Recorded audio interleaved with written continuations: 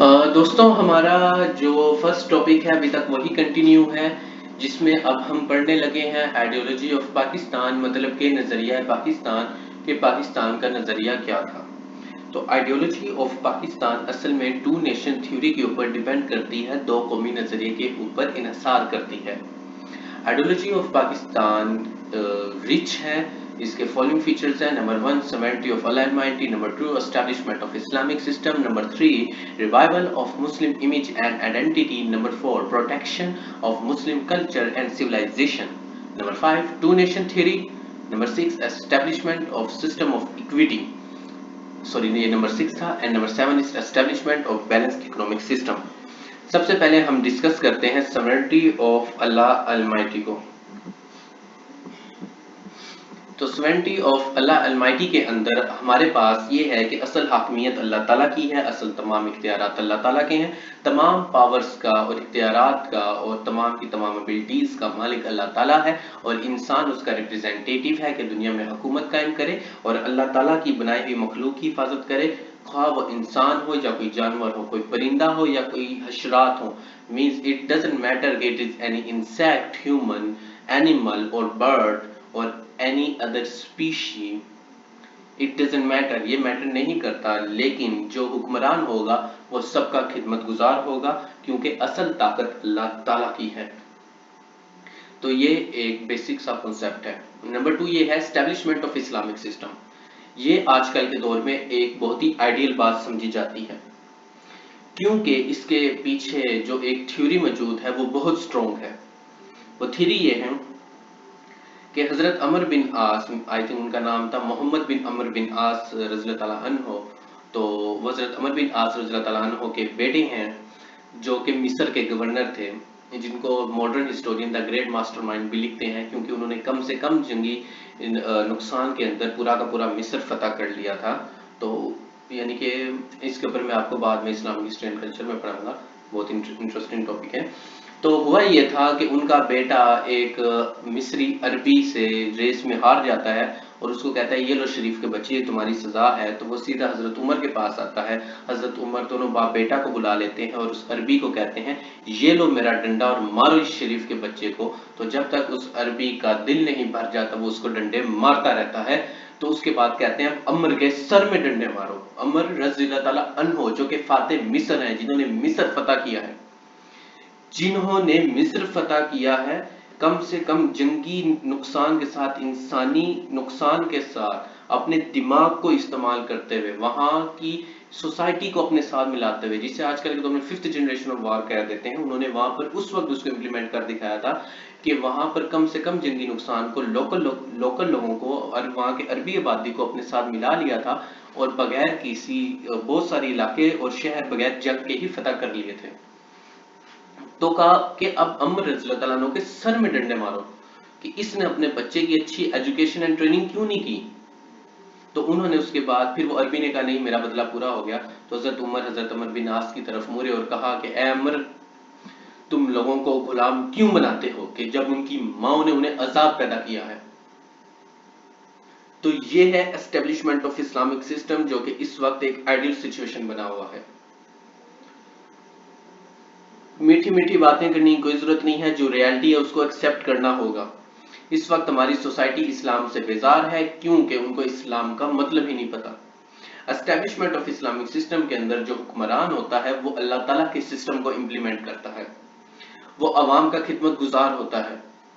एक अरबी बद्दू भी उससे उठकर सवाल कर सकता है, एक आदमी भी जाके अपने वज़ीर आज़म को पूछ सकता है कि जनाब ये बताइए कि हुकूमत में आने से पहले आपके पास इतनी जायदाद थी, अब इतनी जायदाद कैसे होगी। हम सवाल करते हैं। वहां पर गधे नहीं होते बल्कि इंसान होते हैं। इंसानों की एजुकेशन के ऊपर काम किया जाता है, उनकी ट्रेनिंग के ऊपर काम किया जाता है, उनको ज्यादा सिविलाइज बनाने के ऊपर काम किया जाता है, उनकी बेसिक ह्यूमन नीड्स के ऊपर काम किया जाता है, अच्छा अदल का निजाम दिया जाता है, जुडिशरी अच्छी होनी चाहिए। इस्लामिक सिस्टम के अंदर जुडिशरी इतनी ताकतवर होती है कि खलीफा वक्त भी मुकदमा हार सकता है, और कोई काजी को यानी कि काजी जिसको आज मॉडर्न लैंग्वेज में जज कहते हैं, कोई पूछ नहीं सकता, क्योंकि जुडिशरी आजाद है। इसके अलावा इस्लामिक सिस्टम के अंदर खलीफा जो होता है वो अवाम की फलाह बहबूद के लिए काम करता है।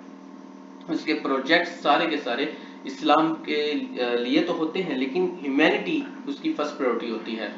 वो बगैर किसी इम्तियाज के ये नहीं देखता कि सामने ईसाई है, यहूदी है, मुसलमान है, हिंदू है, कौन है, वो सबके लिए एक जैसा होता है। वो सबको बराबर अपॉर्चुनिटीज देता है, वो सबकी इबादत गाहों की हिफाजत करता है, वो सबको एजुकेशन एंड ट्रेनिंग देता है, वो अपने इखलाक से मुतासिर करता है। फिर अब दूसरे के ऊपर है कि वो इस्लाम कबूल करे या ना करे। तो ये होता है एस्टेब्लिशमेंट ऑफ इस्लामिक सिस्टम, जो कि आजकल के दौर में एक आइडियल सिचुएशन बना हुआ है। तीसरा हमारे पास है revival of Muslim image and identity. तो जो मैंने आपको बताया पहले 2 पॉइंट्स अगर वही हो जाते हैं तो मुस्लिम इमेज अपने आप रिवाइव कर जाएगा। जब यहाँ पर साइंटिस्ट बनेंगे, यहाँ पर अच्छे अच्छे लोग आएंगे, ओपन मेरिट सिस्टम होगा, सिफारिश नहीं होगी, और हर इंसान को अपनी एबिलिटीज को यूज करते हुए तरक्की करने का मौका मिलेगा, तो मुस्लिम इमेज अपने आप रिवाइवल हो जाएगा, उसका रिवाइवल हो जाएगा। फिर हमारे पास है protection of Muslim culture and civilisation, कि मुस्लिम कल्चर और सिविलाइजेशन को बचाया जा सके। आज इंडिया के अंदर किसी भी मुसलमान को इस बात पर कत्ल कर दिया जाता है कि वो गाय का गोश्त खाता है, और हम पाकिस्तान में रहते हुए गाय का गोश्त खाते हैं। और बड़ी ईद के ऊपर, जिसको बकरा ईद भी कहते हैं, उसके ऊपर हम बड़े मजे से उसके स्टेक्स एंड बारबेक्यू खा रहे होते हैं। ये आप इंडिया के अंदर नहीं कर सकते। अगर उनको पता चल गया कि यहाँ पर उनकी गौ माता के बारबेक्यू बन रहे हैं तो वो आपको जान से मार देंगे। मैं मजाक नहीं उड़ा रहा, मैं एक सीरियस बात कर रहा हूँ कि ये से कहते हैं 2 नेशन थ्योरी, कि एक का भगवान दूसरे की खुराक है, एक का खुदा दूसरी कौम की खुराक बना हुआ है, उनका खाना है। तो वो कौमें इकट्ठी रह ही नहीं सकती। वरना आज इंडिया के अंदर आप देख लें, वो सेकुलर इंडिया का इमेज सारा का सारा खत्म हो चुका है, जो कि इंडिया ने बनाया था because of Moditva and Hindutva. Kashmir के अंदर आप देख लें, असम के अंदर आप देख लें, और बहुत सारे जो आजकल वो जिस तरह हमारे सिख भाइयों के साथ कर रहे हैं वो देख लें। तो इस तरह हमें अपना कल्चर बचाना था, अपनी सिविलाइजेशन बचानी थी, और ये हमारी आइडियोलॉजी ऑफ पाकिस्तान है। फिर 2 नेशन थ्योरी हम आगे डिटेल से पढ़ेंगे। फिर establishment of system of equity, कि इंसान की जरूरत के मुताबिक उसको फीड किया जाए। अगर किसी को बिजनेस करने के लिए 30,000 चाहिए, किसी को 20,000 चाहिए, किसी को 1 लाख चाहिए, तो इन तीनों को 50-50 हजार देने की बजाय उसको 20 दो, उसको 30 दो, और इसको 1 लाख दो। यानी कि 20,000, 30,000 और 1 लाख, और इस तरह अपने 1.5 लाख को डिवाइड करो, ना कि तीनों को 50-50 हजार दे दो और काम खराब कर दो। तो जिसकी जितनी जरूरत उसकी उतनी, उसके ऊपर उतनी इन्वेस्टमेंट। फिर establishment of balanced economic system. तो बैलेंस्ड इकोनॉमिक सिस्टम के अंदर क्या किया जाएगा, ये किया जाएगा कि एक बेहतरीन माशी निज़ाम होगा जिसके अंदर हर इंसान को आज़ादी होगी कि वो अपना बिजनेस कर सके, और जिसमें इंटरेस्ट नहीं होगा, जिसमें टैक्सेस कम होंगे, और वो सारे सारे टैक्सेस अवाम की फलाह बहबूद के लिए लगेंगे। अगर हमारे हुक्मरान जो है, सियासतदान जो है, वो तमाम का तमाम हुकूमती पैसा अच्छे तरीके से इस्तेमाल करें और उसकी हिफाजत करें और करप्शन ना करें, तो पाकिस्तान तरक्की कर सकता है। लेकिन वो ऐसा नहीं करेंगे क्योंकि हम लोग भी तो बेईमान हैं। खैर, ये एक अलग बहस है। अब उन्होंने हमें जाहिल रखा, वो जाहिल होने का ताना देते हैं, तो अब जाहिल कौम के ऊपर तो जाहिल लोग ही हुक्मरान रहेंगे।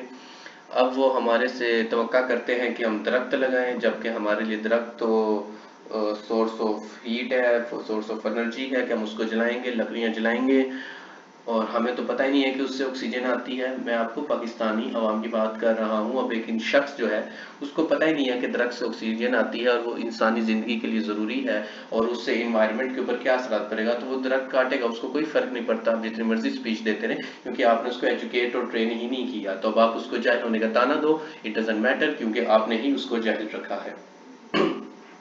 तो establishment of balance economic system के अंदर इस तमाम बातें आ जाती हैं कि एक बुनियादी निज़ाम होना चाहिए जिसमें ज़खीरा अंदोज़ी यानी कि स्टोरेज नहीं होनी चाहिए, एक डिस्ट्रीब्यूटर नहीं होना चाहिए। डिस्ट्रीब्यूटर का इस्लाम के अंदर कोई कंसेप्ट नहीं है। इस्लाम के अंदर फैक्ट्री है और मार्केट है, बीच में डिस्ट्रीब्यूटर नाम की कोई चीज़ नहीं है। डिस्ट्रीब्यूटर क्या करता है, वो रेट फिक्स करता है, वो रेट को कम ज़्यादा करता है, वो अपनी मर्जी से माल की तरसील करता है, यानी कि उसको सप्लाई करता है, सप्लाई और डिमांड के लाज लगाता है और प्रॉफिट कमाता है। तो डिस्ट्रीब्यूटर का इस्लाम में कोई कॉन्सेप्ट नहीं है कि एक फैक्ट्री है, गोदाम है, वहां से डायरेक्ट माल मार्केट में है और उसको बेचा जाए।